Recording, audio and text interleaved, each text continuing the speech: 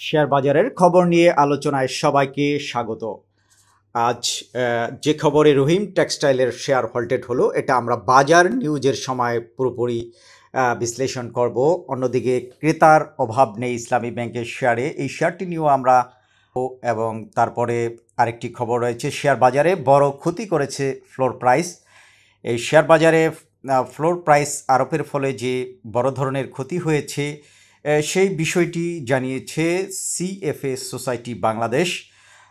গতকাল রোববার রাজধানীতে economic reporters forum policy recommendations on economy, capital market and the banking sector শীর্ষক আলোচনা সভায় এমন মন্তব্য করেছেন সিএফএ সোসাইটি বাংলাদেশের সেক্রেটারি কাজী মনিরুল ইসলাম।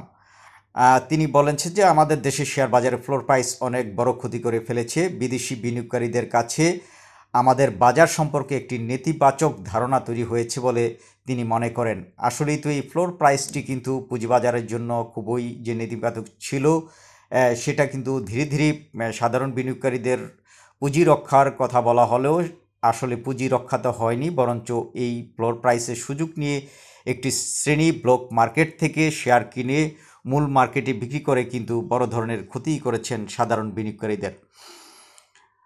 অন্যদিকে আজ পুঁজিবাজারের সংক্রান্ত 7টি খবর একসাথে আমরা দেখব। যে শাহজালাল ইসলামী ব্যাংকের উদ্যোক্তার শেয়ার বিক্রির ঘোষণা। এই ব্যাংকটির উদ্যোক্তা তোফাজ্জল হোসেনের কাছে কোম্পানিটির 1,49,43,225টি শেয়ার রয়েছে। এখান থেকে তিনি 7 লাখ শেয়ার বিক্রি করার ঘোষণা দিয়েছেন। অন্যদিকে নগদ লভ্যাংশ পাঠিয়েছে তাকাফুল ইসলামী ইন্স্যুরেন্স।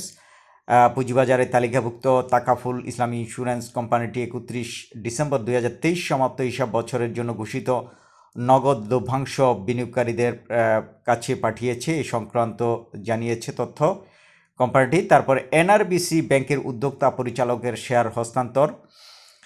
পুঁজিবাজারে ব্যাংক খাতে তালিকাভুক্ত কোম্পানি এনআরবিসি ব্যাংক পিএলসির এক উদ্যোক্তা পরিচালক শেয়ার হস্তান্তর সম্পন্ন করেছেন। তিনি কোম্পানির উদ্যোক্তা পরিচালক লুকিয়াত উল্লাহর নিকট থাকা এনআরবিসি ব্যাংকের 1,33,29,300টি শেয়ার তার ছেলে আনোয়ার হোসেনকে উপহার হিসেবে প্রদান করেছেন। গত 15ই সেপ্টেম্বর তিনি আলোচ্য শেয়ার ডিএসসি ট্রেডিং সিস্টেমের মাধ্যমে হস্তান্তর করার ঘোষণা দেন। অন্যদিকে পিপলস লিজিংয়ের পর্ষদ সভার তারিখ ঘোষণা করা হয়েছে। আগামী 25 সেপ্টেম্বর বিকাল 3:30টায় কোম্পানিটির পর্ষদ সভা অনুষ্ঠিত হবে। 31 মার্চ 2023 সমাপ্ত হিসাব প্রান্তিকে 30 জুন 2023 সমাপ্ত দ্বিতীয় প্রান্তিক এবং 30 সেপ্টেম্বর 2023 সমাপ্ত তৃতীয় প্রান্তিকের আর্থিক প্রতিবেদন প্রকাশ করা হবে বলে জানিয়েছে। এই ছিল পিপলস লিজিং সংক্রান্ত একটি তথ্য। তার 3 প্রান্তিকের প্রতিবেদন প্রকাশ করবে ওই পর্ষদ সভায়। অন্যদিকে এপেক্স ফুটওয়্যারের পর্ষদ সভার তারিখ ঘোষণা করা হয়েছে। 30 সেপ্টেম্বর প্রতিষ্ঠানটির নিরীক্ষিত আর্থিক প্রতিবেদন প্রকাশ করা হবে। সবাই সমাপ্ত হিসাব বছরের জন্য বিনিয়োগকারীদের জন্য লভ্যাংশ ঘোষণা করতে পারে অ্যাপেক্স ফুটওয়্যার।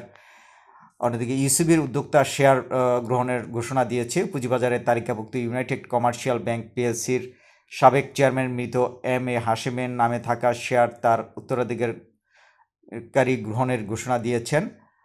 কোম্পানিটির সাবেক চেয়ারম্যান এম.এ. হাশেমের উত্তরাধিকারী হিসেবে তার স্ত্রী সুলতানা হাশেম কোম্পানির একজন উদ্যোক্তা শেয়ার গ্রহণের ঘোষণা দিয়েছেন। তিনি উত্তরাধিকার সূত্রে কোম্পানির 11,98,763টি শেয়ার কোর্টের আদেশক্রমে গ্রহণ করবেন। অন্যদিকে এক্সিম ব্যাংকের উদ্যোক্তা শেয়ার বিক্রয়। পুঁজিবাজারের তালিকাভুক্ত export import bank of Bangladesh এক উদ্যোক্তা শেয়ার বিক্রি সম্পন্ন করেছেন। কোম্পানিটির উদ্যোক্তা জুবায়ের কবিরের কাছে থাকা 55,32,660টি শেয়ারের মধ্যে 5 লাখ শেয়ার বিক্রি করার ঘোষণা দেওয়া হয়েছে। এর আগে 14ই আগস্ট শেয়ার বিক্রির ঘোষণা দিয়েছিলেন তিনি। এই ছিল পুঁজিবাজারের সংক্রান্ত 7টি খবর। অন্যদিকে সিমটেক্স ইন্ডাস্ট্রির লভ্যাংশ সংক্রান্ত সবার তারিখ ঘোষণা করা হয়েছে। আগামী 30 সেপ্টেম্বর কোম্পানিটির এই লভ্যাংশ সংক্রান্ত তারিখ জানিয়েছে কোম্পানিটি।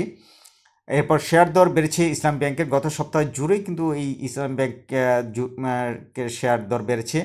অন্যদিকে কাশেম ইন্ডাস্ট্রিজের 3 কোম্পানির সেবা 1 অক্টোবর থেকে বন্ধ হয়ে যাবে। পুঁজিবাজারে তালিকাভুক্ত কোম্পানি কাশিম ইন্ডাস্ট্রিজের মালিকানাধীন 3 কোম্পানির সঙ্গে চুক্তির মেয়াদ শেষ হচ্ছে আগামী 1 অক্টোবর। এর ফলে কিন্তু ওই 3 সেবা কার্যক্রম বন্ধ হয়ে যাবে। এর ফলে প্রভাব পড়তে পারে কোম্পানিটির হয়তো আয়েও।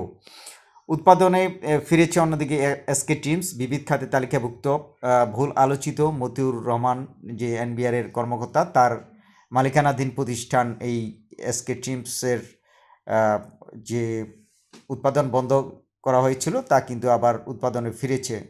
14 দিন টানা বন্ধ থাকার পর কিন্তু প্রতিষ্ঠানটি উৎপাদনে ফিরেছে। অন্যদিকে পুঁজিবাজার সার্ভিলেন্স সিস্টেমের উন্নয়নের সহায়তা চেয়েছে বিএসসিসি। এটা হলো বিশ্ব ব্যাংকের সঙ্গে গতকাল বিএসসিসির একটি বৈঠক হয়েছে। বিএসসিসি চেয়ারম্যান সেখানে কিন্তু এই দাবি জানিয়েছেন, এই সহায়তা চেয়েছেন। অন্যদিকে লভ্যাংশ সংক্রান্ত তারিখ জানিয়েছে আরও 3টা প্রতিষ্ঠান। সেই প্রতিষ্ঠান 3টি হলো ইউনিক হোটেল অ্যান্ড রিসোর্ট, তারপর সোনালী লাইফ ইন্স্যুরেন্স ও রেনাটা। এই প্রতিষ্ঠান 3টির কিন্তু চলতি সপ্তাহে পর্ষদ সভা অনুষ্ঠিত হবে। এই পর্ষদ সভায় লভ্যাংশ ঘোষণা আসতে পারে। এই ছিল আজকে বাজারে বেশ কয়েকটি নিউজের সবশেষ খবর। সবাইকে অসংখ্য ধন্যবাদ জানিয়ে পরবর্তী খবর দেখার অনুরোধ রইল এবং সবাইকে সাবস্ক্রাইব করে এই ধরনের খবর পেতে সাথে থাকার জন্য অনুরোধ রইল। সবাইকে ধন্যবাদ।